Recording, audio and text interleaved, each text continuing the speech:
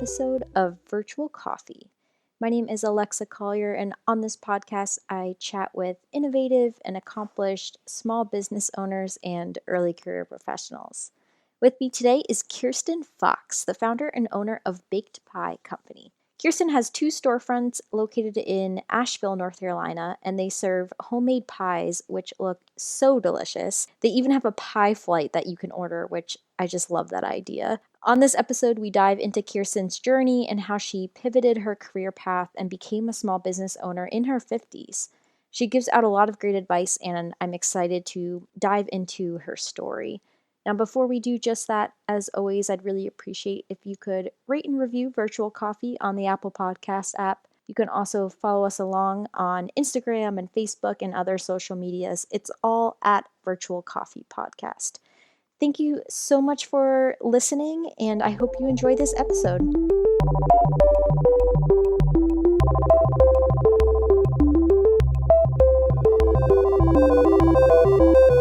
Welcome, Kirsten. Thank you so much for chatting with me today. Well, thank you for having me.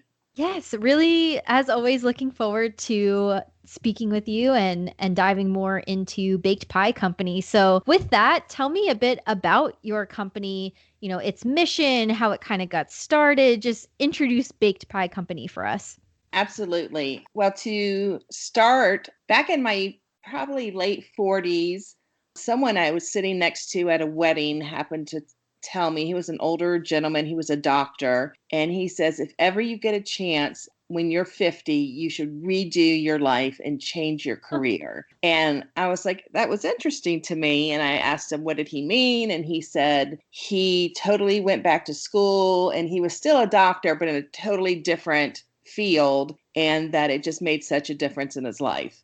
And so that just sort of resonated with me. And I was at a point then in my life that I was sort of trying new things. I was a photographer for some local publications here in Asheville. And then I went into social media marketing, and I had clients all throughout the United States. But it really wasn't my passion. I enjoyed making connections, and it was great in speaking with my clients. But then when I was, on a computer by myself doing all this work, there's just no interaction, and it just wasn't for me. And so I remember I was 49 at the time, and it was probably the summer.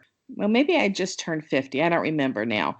But anyway, I just could hear this gentleman's thought in my mind that year. And then my older daughter, and I were driving around Asheville, and she said, Mom, let's get a piece of blueberry pie and some coffee. She was very specific that she wanted a piece of blueberry pie and coffee. And we sort of looked, and I didn't see anything. And I said, I don't think there is such a thing. And I live in South Asheville, and that's where we happen to be. And I said, we can go to the bakery and we can buy a whole pie and, bring it back to the house, but there's no place for us to just sit and do that. And sort of that night, a light bulb went off in my head, and I said, wow, what if I opened up a pie shop? What if I could create a place where people could go sit and have a really nice just cup of coffee and a slice of pie? And I said, the more I thought about it that whole week, I was like, I'm going to do this. I really think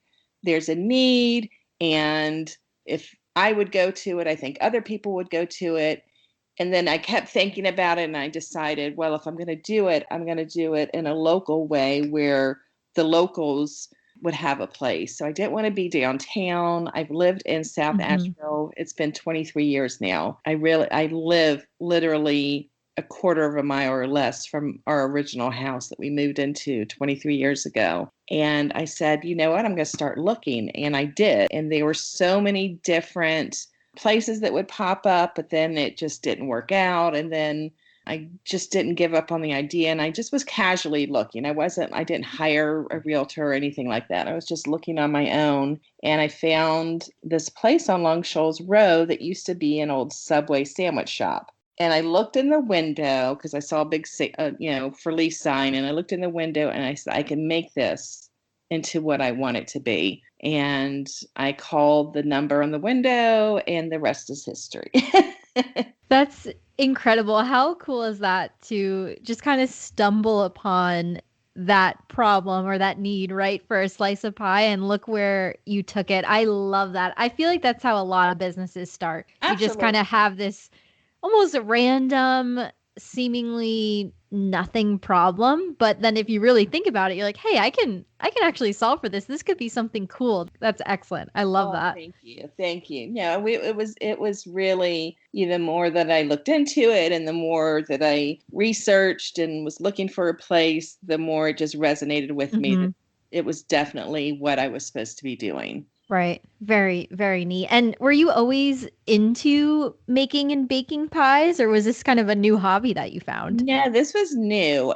I've always been a baker at Okay. heart, but a home baker, nothing fancy. I mean, I Sure. love making cakes and brownies and pies, but the only pies Mhm. I ever made, which was very rare for me to make a pie because I didn't know how to make a pie crust and it just seemed very scary for me. So I always just bought a store-bought, frozen or one of those refrigerated pie crusts to make a pie.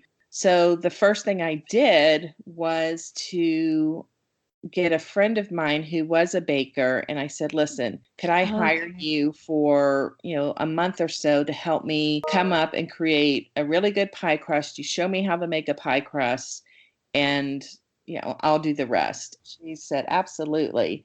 And so we worked at my house for, gosh, weeks. And the pie crust was very easy for her. And she had a couple recipes, and we tried different ones because I wanted to make sure it was up to my liking and standards. And yeah, it started from there. And then I actually hired her to be my baker at Baked Pie Company. She's no longer here. She's went back to school for Okay. another field, but that was just very helpful. So no, I had never worked in a restaurant in my Mhm. entire life. And so I just, that was sort of a challenge for me, but I knew what I liked when I went out to a restaurant. I knew Sure. how I wanted to be treated at a restaurant. And I just, there was a couple things that really popped up in my head that I knew to make this a successful business, these things had to be done. And there were three specific items. And one was to have a really good product. I didn't want to have any fillers in my pies. You can buy tubs of Right. fillers. You can buy puddings and pre-made pie crust and all whipped cream, all this stuff. You can even buy eggs that are already cracked open for you. And I was like, I just want it to be totally from scratch, homemade tasting, sort of like your grandmother's or your mother's recipe. I want it to remind people of their childhood. And so that was the first priority, was to make sure the product was excellent. The second thing was to have excellent customer service. I wanted to make sure every customer was treated well, was greeted. My staff is very kind and outgoing, and we just make it a fun experience for the customers. And it's hard because we've been closed for indoor dining this Mhm. past year, so that's been a struggle, but we're still here and still, take out and curbside service. And the third thing was to have an atmosphere at the shops where you walk in and it did feel like you were, and maybe at your grandmother's house. So I purchased a lot of antiques and vintage items and sort of stocked the shop so it totally did not feel like you were in a strip mall and an old Subway sandwich shop. And Right. so it really, the look and feel, I think that's what's made it so successful is, the combination of those three. That's great. I think there's an awesome piece of advice in there, and that's focus on what you're passionate about, which it seems you're clearly passionate about the customer experience and really giving them that vibe you're going for. And I think people might think when they first have an idea like this, they might have thought, oh, well, I don't know how to bake an awesome pie, then I can't pursue this business opportunity. But no, you can learn that, right? So maybe focus on the Absolutely. things that you're passionate about and understand the things that you can learn. While that is definitely hard work, you can learn or hire out, right? Or get help. Absolutely. Yeah. Absolutely. So I'm not in the kitchen at all anymore unless Hmm. they need me, but I've hired a staff to do exactly what I needed to be done. So, yeah, starting a new business can be very scary, especially if you don't have any idea what you're doing, but you can learn everything. And if you're doing it right, and I just feel like if you're passionate enough about it, everything will fall into place. And there's Mhm. always a fear that, oh my gosh, what about this? And you just can't even worry about that. You can't focus on any of your fears. You have to focus on doing it right, learning where you need to learn, and humble yourself enough to say, gosh, I need a hand with this. I need someone so I reached out to Emily to help me with the baking at first, teaching me how to do a pie shell. But then I reached out to the health department because I said, I've never worked in a restaurant. I don't even know how to open a restaurant and how to run it. And they were so helpful, the Buncombe County Health Department. Yeah, so everybody was kind and helpful, and everybody wants to see you succeed. And people have asked me before, what should I do? And I'm like, just make sure you ask for help. Don't think you can do it on your own. People are there to help you, and they want to help and see you succeed. Yeah, that's definitely a theme on these episodes is building your community and not being afraid to find that community for your support and exactly what you're saying, to ask Yeah, yeah, questions, get help, teach you things. Yeah, I think absolutely. that's great.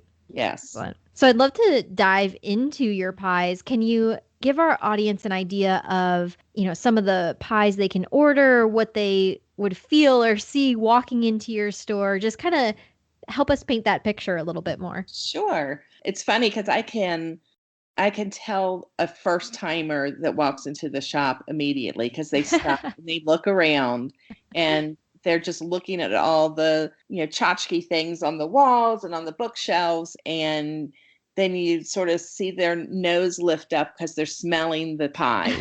That's awesome. I think people are sort of transfixed into somewhere. I don't know where it is, but like I said, maybe their childhood home or a grandmother's house or an aunt's house. But we have probably a good 12 to 15 different pies a day. We Wow. rotate every day all of our pies. So we have maybe 5 in our baked case, and those are pies that have been baked in the oven. And then we have 5 or 6 in the cold case, and those are like our coconut cream pies or a lemon meringue pie. Those are our cold pies. And then we also have every day an option for people that are gluten free, that are on this keto diet. That's sort of a new item for us, and it's selling really well. And vegan, and then a sugar free or no sugar added pie. So there's something for everybody on the shelves every day.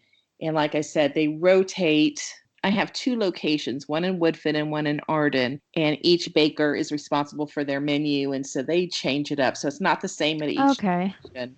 That's neat. Yeah, and then I have what we do is on Facebook, we post our menu every morning. So the Woodfin has their Facebook page and Arden has their Facebook page. And so that's where you can find the menu. And there's a couple pies that we keep on the shelf every day. And one is our number one seller, which is our honey pecan pie. And Ooh. that is a pie that I made in my kitchen before I even opened. I made it one day and I said, this is going to be our number one seller. It was that.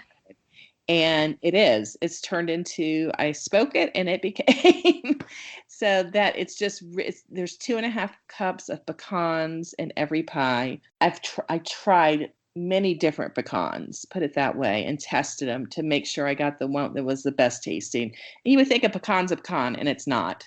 You can taste a difference between a good pecan and just something you find at Sam's Club, for instance. Mhm. So we pay a lot more for our ingredients, but it's definitely worth it in the long run. So we have our pecan pie every day. We try to have a variation of an apple pie every day. We have several different types of apple pies, but there's always something. And we do get our apples locally from Creasman Farms. They're in Hendersonville. Nice. And we try to use local ingredients as often as possible. Our pecans come from Georgia. And then Wednesdays and Saturdays is our coconut cream pie, which is a huge seller. And we just sort of, save that for twice a week. And then everything else rotates. Mhm. And then we have a couple seasonal pies, like our strawberry rhubarb pie just came in last week, our rhubarb. So that's now on the menu. And then in the late summer, we'll have peach pie. And then again in the fall, we'll have pumpkin and sweet potato. So there's seasonal ones, and then we have the ones that just rotate, and then the couple that are always on the menu. Everything just sounds so good and looks so good online. And you have pie flights, right? I remember seeing that on your website We and do. just thinking that's such a cool idea. I love Thank that. you. My husband and I were at dinner one night before we opened, Uh-huh. and I said, "Boy, I wish I don't know remember which restaurant." I said, "I wish we could sample each of these desserts." And I said, "You know what? Maybe we'll do that with the pies." And I figured if we have a beer flight here in Asheville in every Hmm. corner, why not do a pie flight?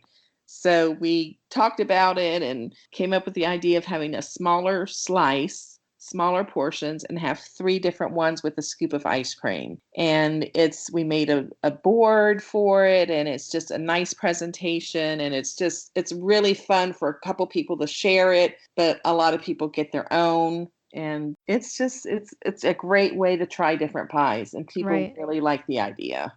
I think it's such a good idea. I need to Yeah. take a trip back to Asheville here soon. We live in Raleigh.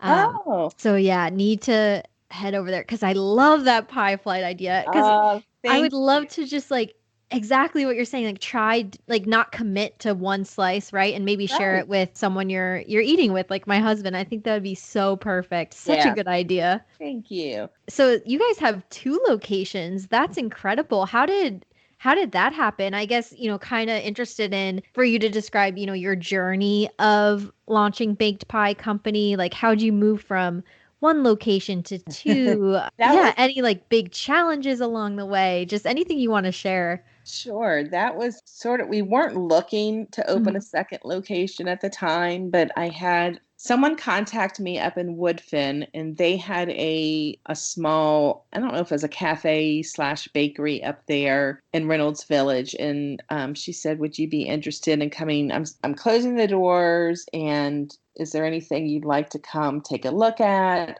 So I went up there with my husband just to see what equipment she had. And, I had a storage unit already. So I was like, I can, get something for the future, and we can just store it away. And when I got there, I really fell in love with the location and the Mm. place. And I said, "You know what?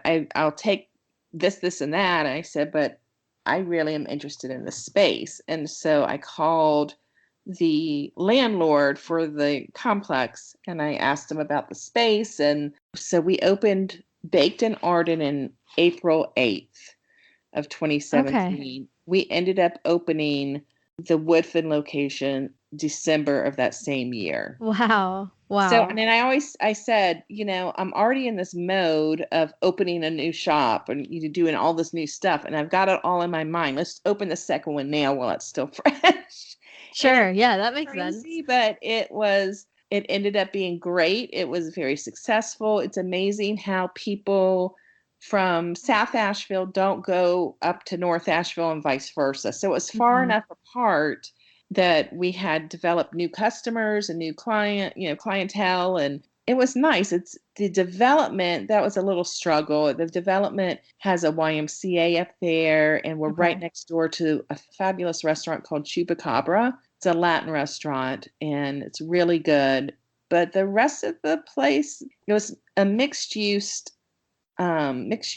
concept where they had Okay. apartments and all this retail space. But the retail space were more like doctor's offices, and it wasn't like Biltmore Park where you walk around from store to store. Mhm. So I was hoping it would be more than it was. I was hoping they would advertise more than they do. So we just took my social media marketing background and just marketed the heck out of it. Nice. Nice. And it's doing really well. Even through the virus, we've remained strong, and we love it up there.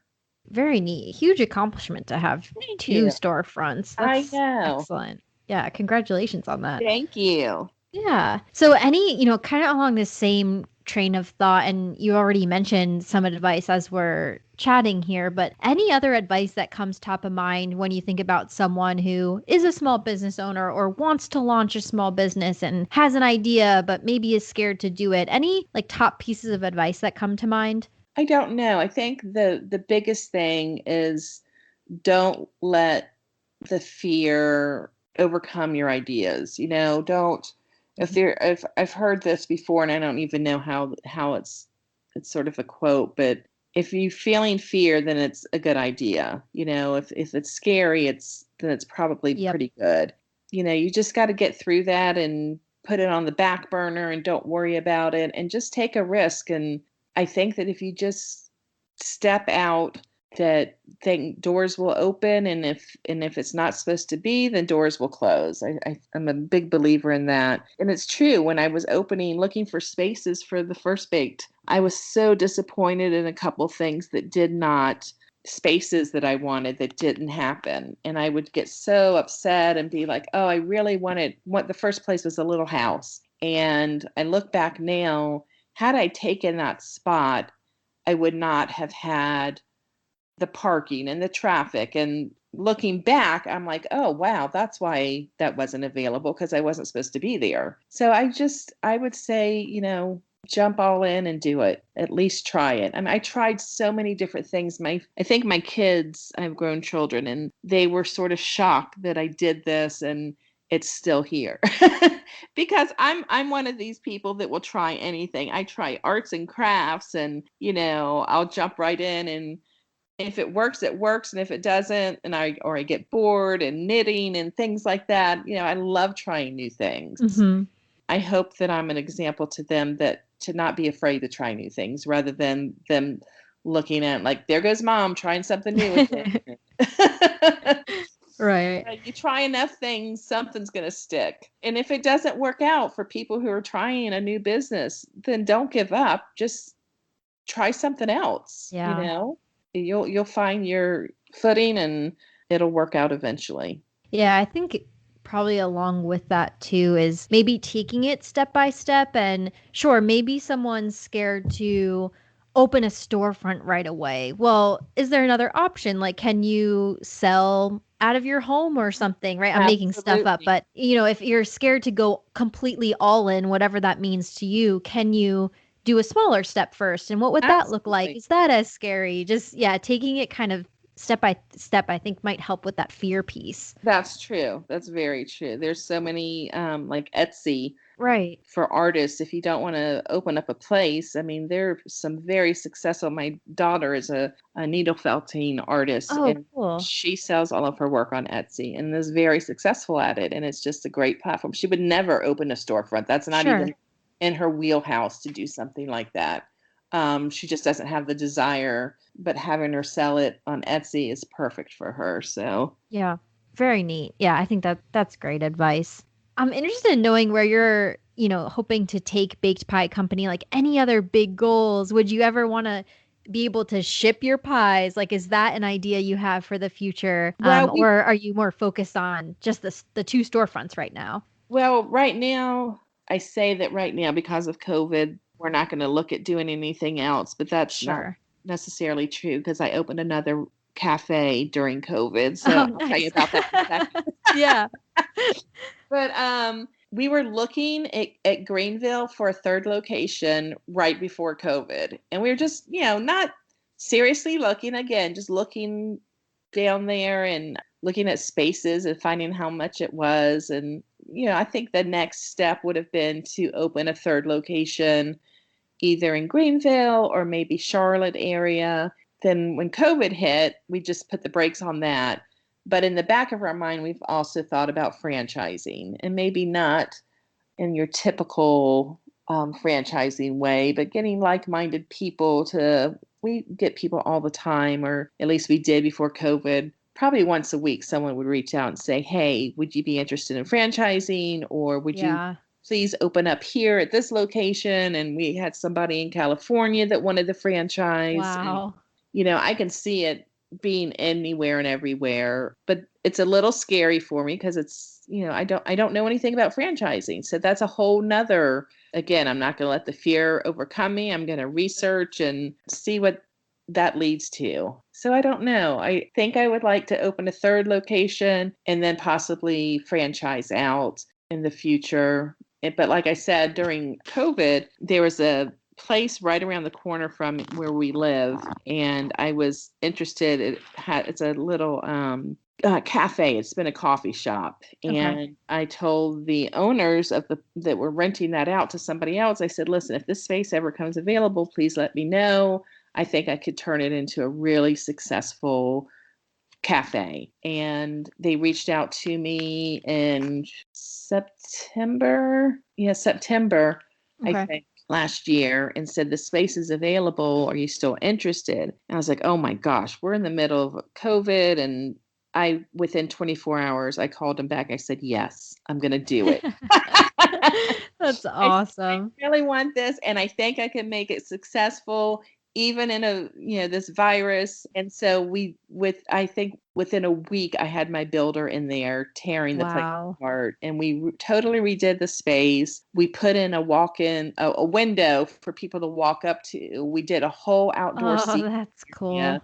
So, and we do indoor seating in there. It's not a huge space. It's not Mhm. tiny either. So we have about 6 tables inside, and I'm going to keep it small like that, even when the virus is done. I like Yeah. everything spread out. That is called PB&J's Cafe, and it's really a gourmet peanut butter and jelly shop. Oh my Um, gosh, it's that's so cool. so we do all the fancy coffees and all that. Wow. And then baked provides all of the baked goods for the case. So we have a case that's filled with baked goods, everything but pie. Okay. People pie at the shop, but Yep. brownies, and we have quiche and biscotti and cookies, and it's a full on bakery pretty much. And it is done really well. I'm really glad I did it, even though it was scary, but I did it anyway, and it's worked out really well. How cool is that? Now we need to get back to Asheville. I am like You. craving all to go to all these places now. It's so cool. Yeah, you almost leverage your fear or nervousness to make sure you do it right, but also don't hesitate too long, right? Because you Right. can't, sure, you can research for 5 years and still never launch. You have to have that Absolutely. balance. And I think you Absolutely. really leverage that nervousness or hesitation to do that research, get your questions answered, but then you go for it. Yeah. That's great. That's a really nice balance. Thank you. Yeah, it's so far so good. It's worked out.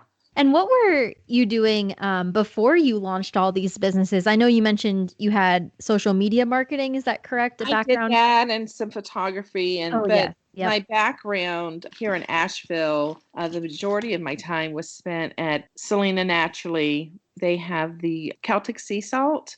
I don't know if Okay. you're familiar with Celtic sea salt or not. It's a sea salt, and it's also a health food company online. Okay. And I started there as a buyer, gosh, I don't know how many years ago. And then I worked my way up to general manager. And yeah, I learned a lot there. But I also learned that I wanted to make myself money versus other people money. And, Hmm. it seems like I was doing that a lot. And that's when I looked at my husband. I said, listen, if we can go 6 months without me spending my paycheck, then I know that I can retire from this company and do something else. And Hmm. we were able to make it. And within Wow. 6 months, I left there. And then I said, okay, now what am I going to do? And that's when I started trying other things. So, Hmm. but we were just very fortunate and blessed that I was able to leave that job to Hmm. pursue other things. Right. But I learned Yeah. so much at Selena Naturally. It was just a really great company, and I'm really grateful for them. I'm sure. Yeah, that's a nice way to leverage what you learned there in your own businesses, and Oh yeah, that's a neat way to test, seeing if you can go 6 months. I think you said I like that test because the financials I think is what scares a lot of people. oh, I know that would absolutely, be the scariest thing for me. So that's a absolutely neat way to test it out. right. So I'm glad my husband, his company is doing well, and that's been able to afford me to do what I'm doing. Right. And, with everything going on, running 3 storefronts, family, your whole other life too outside of the business, do you have any advice or tips and tricks for balancing all that? I always like to ask my guests this, especially the small business owners, because you are so busy and have so much going on and so much to tend to. How do you balance, giving time for yourself and your family and your other hobbies versus running the business? Any best practices there?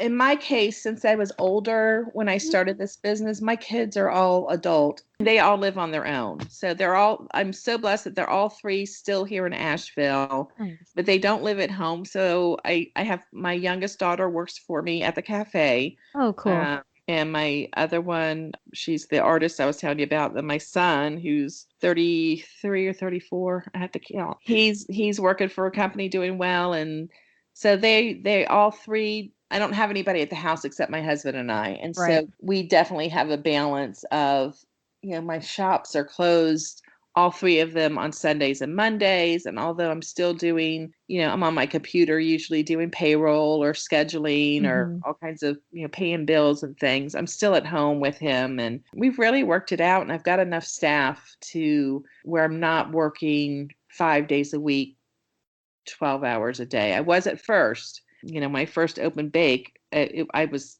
working constantly and it was very stressful, but when you start a business, that's what you have to do. And then eventually you start making money where you can pay somebody to work for you. And so that's, you hire a staff and then you're not at the shop as often and you can do other things. So it's really worked out well for us. And yeah, balancing life. And before the virus, one of my biggest things is I love going to the movie theater. That's my Yep. escape.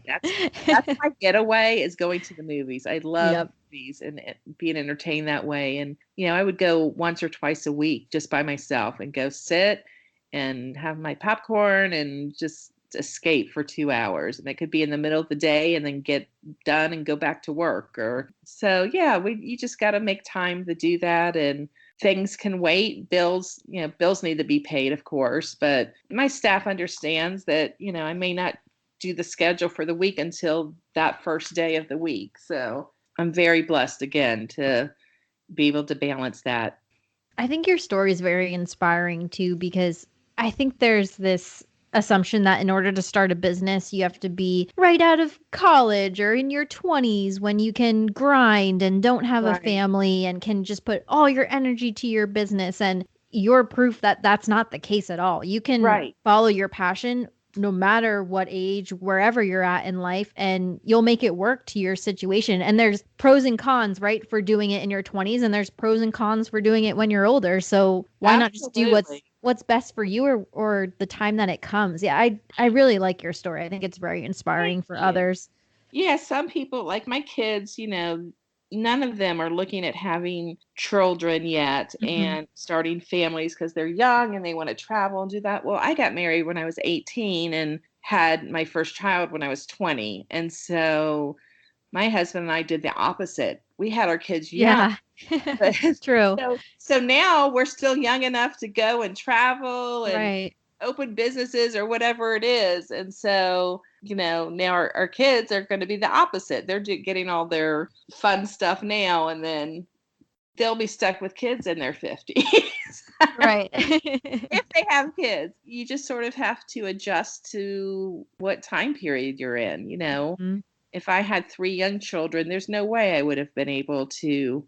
I say that maybe there would have been a way had I had somebody to Sure. watch my kids for me and so forth. But there's a reason it happened in my 50s, and I'm so glad it happened when it did. I think I'm a lot smarter than I was back in even my Mhm. 30s as far as working at Selena Naturally. You learn so much, and in the businesses that you're in, even if you're miserable. I mean, I have skills now that I used to manage apartment complexes in South Florida, and it was a job that I really did not like, but I did it. There's so many skills I learned then in a job I did not like that I'm using now Yeah. in a job that I love. So even if you're not happy with where you are, there's things that you're learning, and it's going to stick with you throughout your whole life. Right. Or at the very least, if it's a situation you don't enjoy, that's a lesson of what your next job shouldn't be or how you Absolutely. don't want to run your business, right? There's always a lesson there, to your point. Absolutely. It got to the point where, in I want to say maybe my late 30s, when we moved to maybe mid 30s when we moved to Asheville. I turned it around when I was interviewing people when they were interviewing me. I was more I said, you know what, I'm going to interview them because I want to make sure I want to work for that company. And I'm not here to get a job. I'm here to find a company that I want to work for. And so I changed my interview process around by interviewing the company and asking the questions to make sure it's a place I wanted to work at. And I think that's something I learned later on in life.